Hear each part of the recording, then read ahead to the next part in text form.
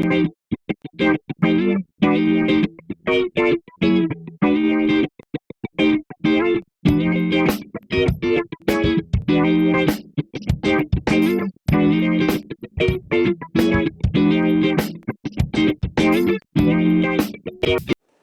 this is Rick Patterson with the Handyman Toolbox. Let you know about what's going on right here. I've moved out a refrigerator and we're putting in an entire new kitchen for my client here, and this is what I find. There were boards over this particular section, and I was curious. I was wanting to get the floor ready to lay tile. So I moved the refrigerator out, and this is what I find. The water supply line had a leak in it at some point, and the people had put literally some extra wood over the top of it to reinforce it. But when I pulled that up to get the floor ready for tile, I found a hole in the floor. So today I'm going to show you how to replace subflooring. Okay, I've located the support from underneath. This is a floor joist, so I'm going to make my line in the middle of that floor joist where I'm going to make the cut. So you've got about 1.5 inches to work with. So I've made my first line right here. Now I've got to find the other floor joist. So what I'm going to do here is use a little technique, kind of made it up, but from this point right here where I can see is 6 inches. So I'm going to go back over from that point right there, 6 inches, and that's the outside of the floor joist. Alright, now we're going to do a little bit of math, and so I want to find the middle of that floor joist. And so I'm going to measure, it's 1.5 inches across, and so I'm going to measure 3/4 of an inch and make a mark. So this right here will be my new mark, and that's where I'm going to go from center point.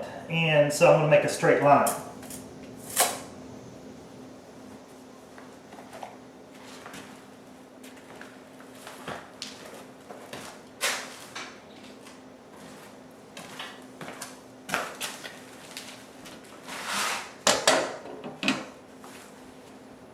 Now what I do here is just take a straight edge and take it along the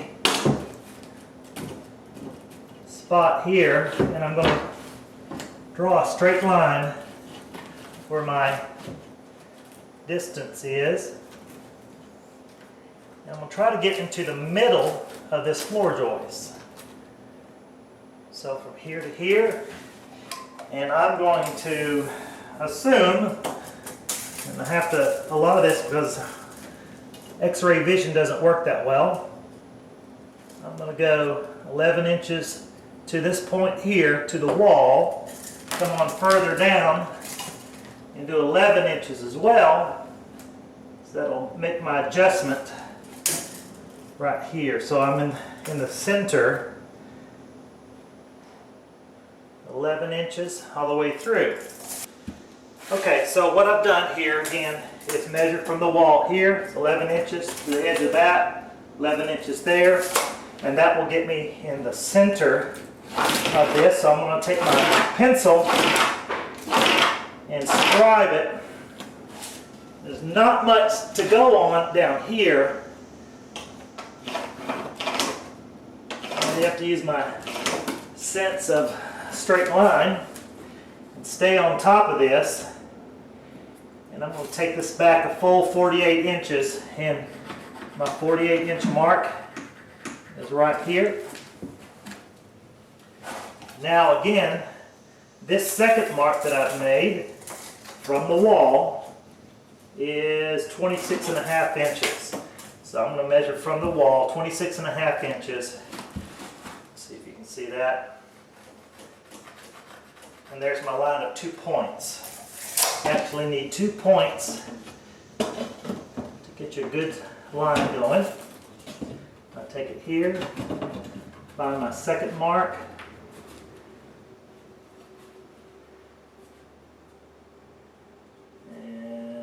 Let's check it. Make sure it's straight. 26.5. Right there. Go down here a little bit. 26.5. Keep that straight. Push it all the way there. 26.5. Okay. So that will give me now this second mark.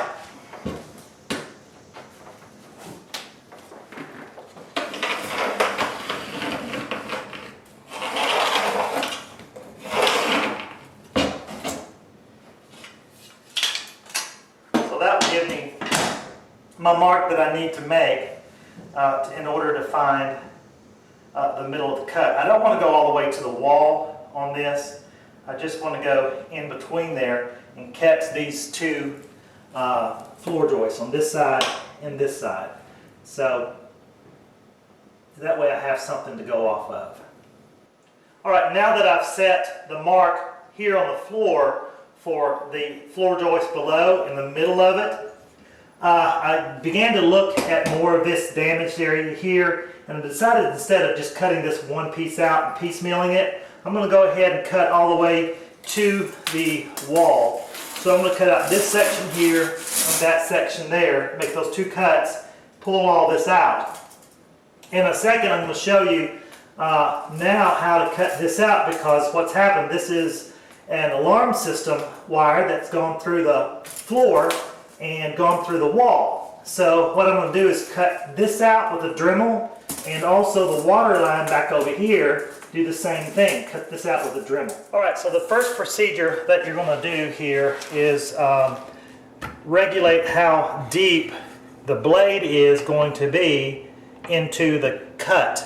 So what I'm going to do here is measure. I've got 5/8 plywood, and so I don't want to cut any further than 5/8. So what I'm going to do is adjust this. And by the way, anytime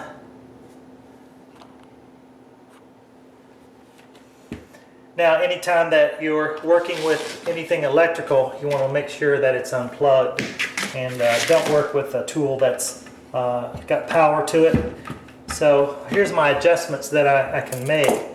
Is this is my up and down, and this is my angle. I want to keep the angle at 0. Take this particular part and I can adjust this tray up or down.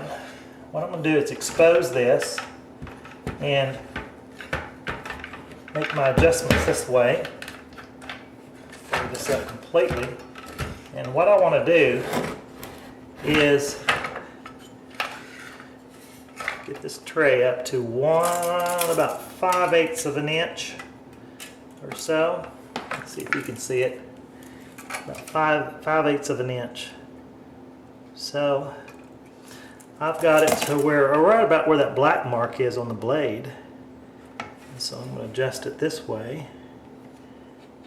Now this is a way to do this, and I'm going to take it from where I can see it and adjust it this way. So this tray actually just moves like so. Again, I'm going to take this and just go a tad bit more than 5/8, so that way I don't have to make multiple cuts, multiple passes. I'm going to go about 3/4 of an inch. Once I do that, go ahead and tighten this up completely. And the way you tighten this up again is to turn it clockwise. And that tightens that up. I don't want this to be loose, so I'm going to measure it one more time to make sure I don't cut too deep. And that's what I've done is just made this at a 3/4 inch, so that's going to be safe to do. Now, take that one more time, make sure my cut's at 0. It's all the way zeroed out. The way you can tell on the saw is there's your measurements here, and then you have your measurements for your up and down on this rack, and then on this angle you have it 0. So my indicator is right here and it's at 0. There is a mark here on the side. Now this particular one is a Porter cable saw, and it's got a mark right here to show me how deep I am. So I'm at 3/4 of an inch.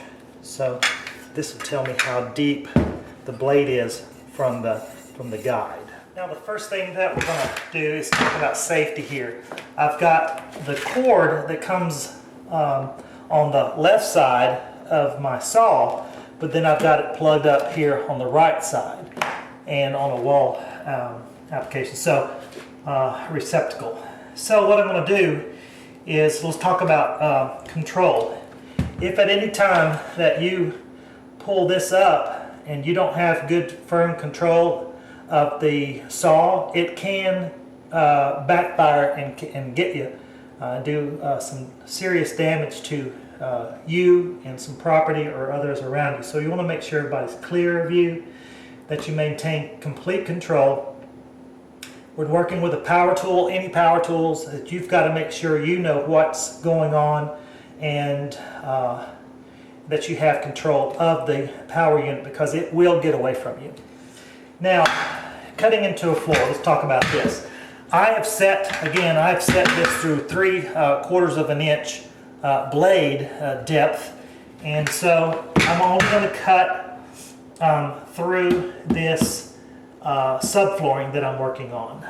Obviously, you know, we have a hole here, so I've gone down in the basement, I've looked up, and there are no gas lines, electrical, anything that's attached to the first tip right here, the first 1/4 of an inch. I do have a 220 volt line coming through, but it's in the middle of the floor joist below, so I know that I'm not going to get into that at all. So the other thing is, when I make my final approach, I can only get, gosh, let's see, at best about 6 inches away from the wall here. And so what I'm going to have to use is my Dremel, and we'll talk about that in order to make the final cut there. So for right now, I'm just going to pull this away and let's get started. So again, I've got my power line behind the cut. I don't ever have it in front of me. Always make sure I know where the power line is at all times. So what we're going to do here is, my technique is to ground the saw here in the back, and I have that on the ground. I'm going to pull this up, and I'm going to hold this and go down and make my first cut.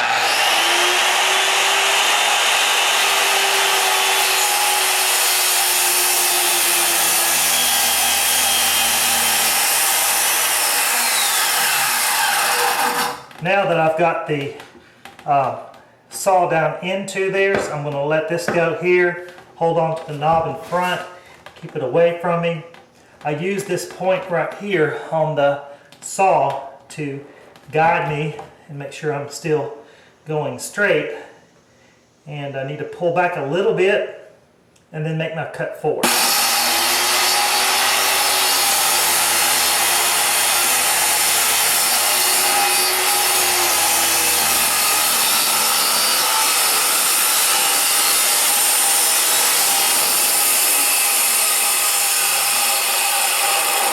Now, like I've said earlier, is that the closest I can get of a good cut is about 6 inches right here, because the blade's curved, so it's going to go up from this point. It's going to curve up, so my deepest point is right back here. Okay, so I unplug this particular saw, the circular saw, and now I go on into making my cut directly into this area to finish it out. So on a Dremel, there are different speeds. Let me turn this on and kind of show you.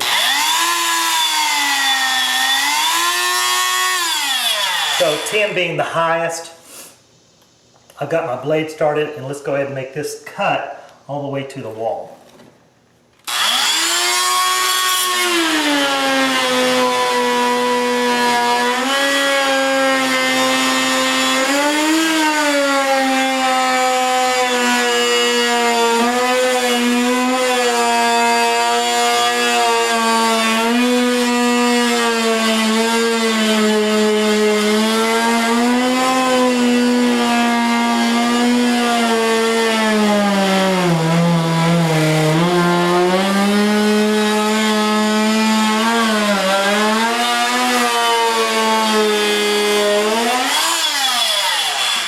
Now, as you can see here, on what I'm doing is I can either make my choice of go ahead and cutting into the wall there, which is no big deal because it is a appliance wall and things are going to be behind here. It doesn't matter, so I can go ahead and just push on through. Okay, now we're ready to make our next cut. We're going to cut out this section, the bad section here, and I'm going to follow this line that I've already scribed out. Again, plant the saw at the back on the ground, put your blade over the line, start it, and then set it down easily, but very, very controlled.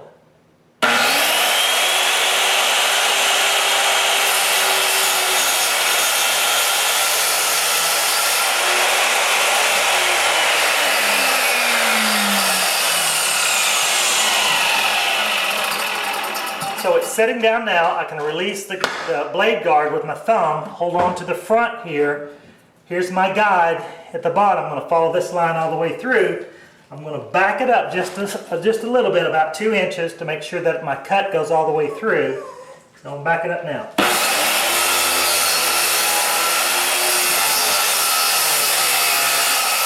Now that I've finished, and you don't want to pull it up, when you finish, go ahead and just release the trigger and let the blade stop and then pull it up. Sometimes if you do this in a hurry, you'll mess up the adjacent part that you're covering. So I've got this now and it's ready to be pried up. I've made my cut all the way up to the wall and we're ready to pull this up. Okay, so before I can pull this up, I've got to make sure that there's no nails in here holding me back, keeping me from pulling this up. This is all rotted out. That's going to come out easy. I'm right on top of this next joist. I see a couple of them. And so what I want to do is take my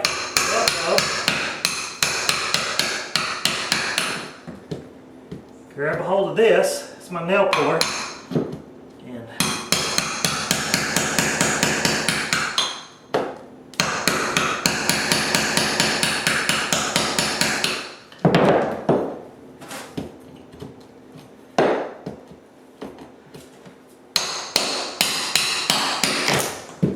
Pull up all these nails out of this joist, make sure everything's clear, no obstructions. I've got a few of them.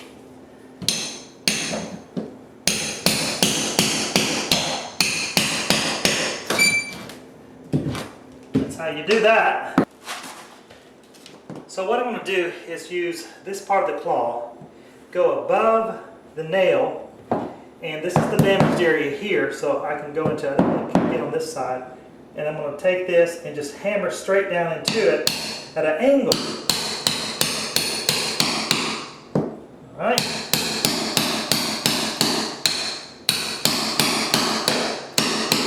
Now, what I do is flip it, go back the other way, because I've actually just have damaged this, and so that's right ready to be extracted. So I take this, go back again, and expose that nail head. There it is. And it's an ornery one, so I'm going to have to keep going. Okay, so now that I've got this, all I'll do here is just take it and push it on back. So that's how you abstract a nail from a board using a nail puller. Okay, so now we're ready to pull this damaged area out, and we've already established a little bit of a cut. And so start here. Make sure we've gone all the way that we need to. And it looks like this is 2-ply, which it is. There's 2 layers here. So we're going to pull this first one up.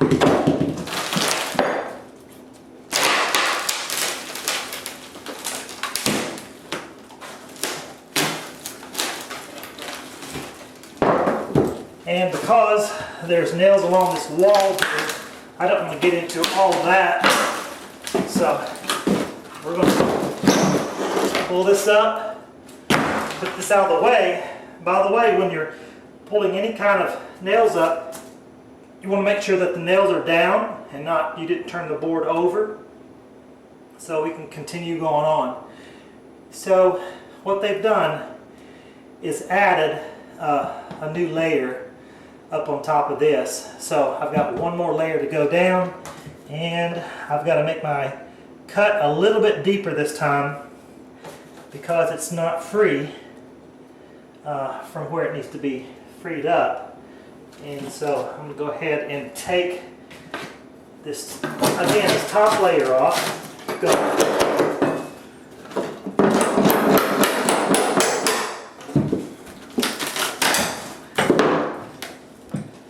I've got this lamp here just to where you can see what's going on underneath here.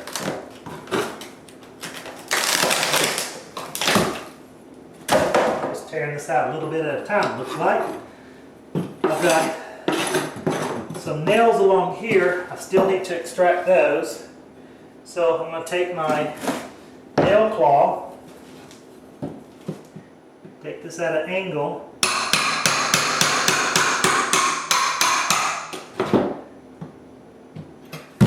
got a little bit of a grip there. Let's pull this one out completely.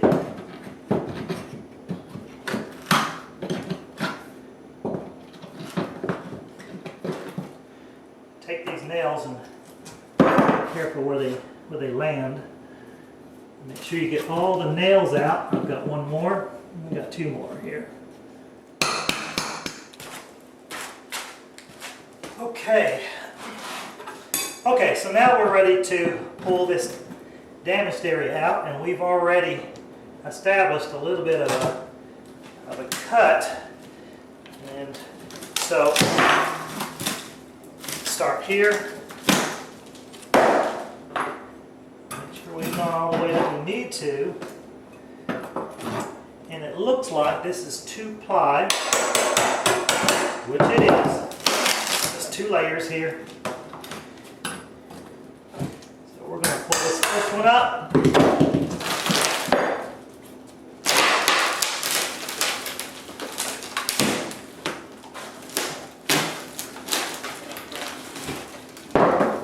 And because there's nails along this wall here, I don't want to get into all of that.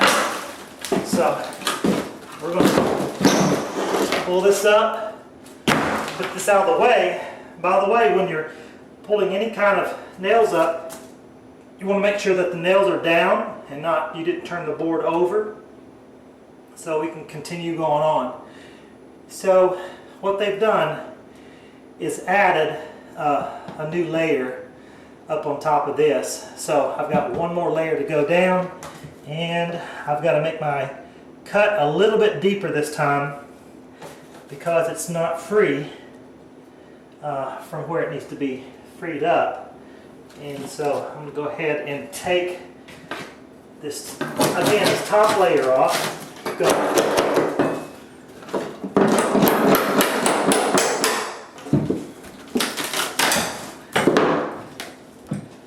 I've got this lamp here just to where you can see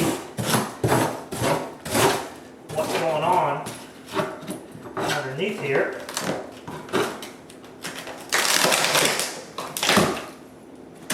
Just tearing this out a little bit at a time, looks like.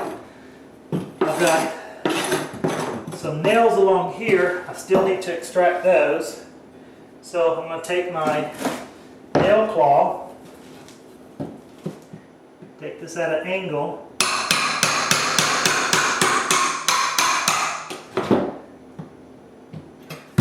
got a little bit of a grip there. Let's pull this one out completely.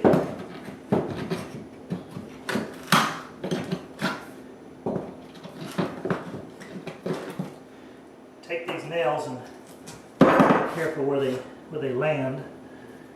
Make sure you get all the nails out. I've got one more. We've got two more here.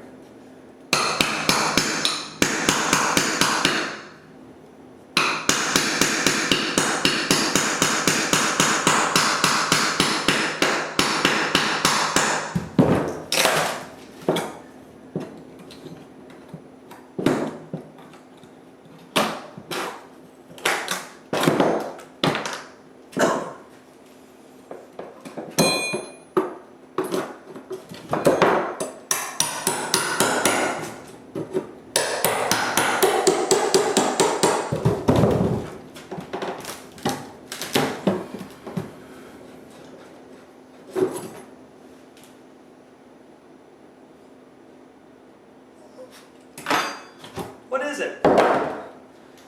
What is it, buddy? What is it, buddy?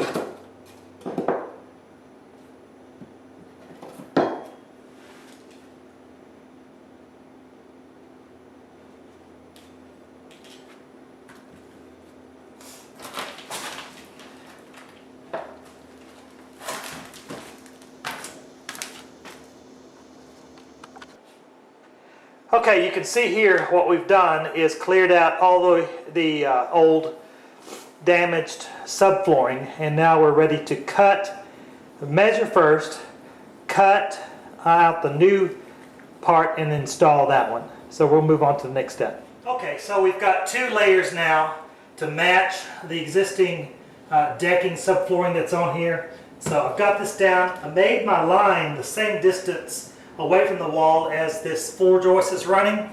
So I'm going to go ahead and use, let me see if I can walk this to you, just kind of show you what's going on. Let's see. See this drill bit right here? This is what I call a star, and it matches that right there, so it fits in there. These are really good to use when working with any kind of decking or anything. I like them. So go ahead and use this to get you started.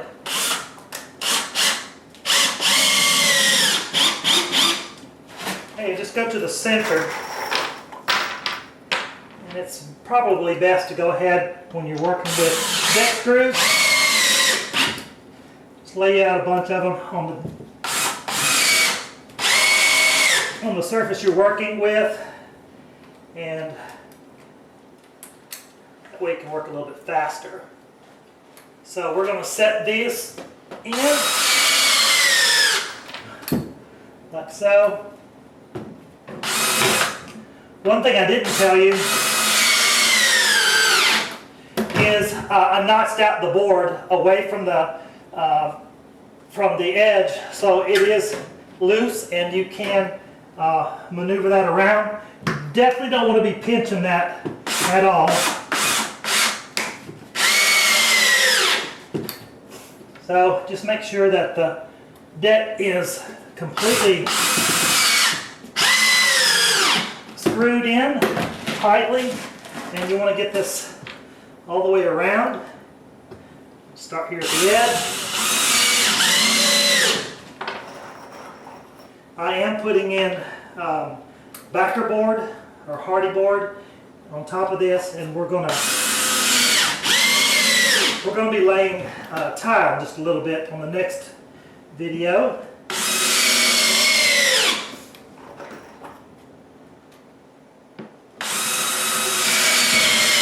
So it doesn't have to be perfect, but it just has to be level. And so now what I'm going to do is do the same thing. I've got to cut out this piece here. Also notch out because I've got wiring going through the wall. And so I'm going to notch this out completely to where it's just fitting at the angle that we have it at. Okay, now we have a repaired floor that was damaged from water. And so we have replaced with an even amount of subflooring to match the existing level here.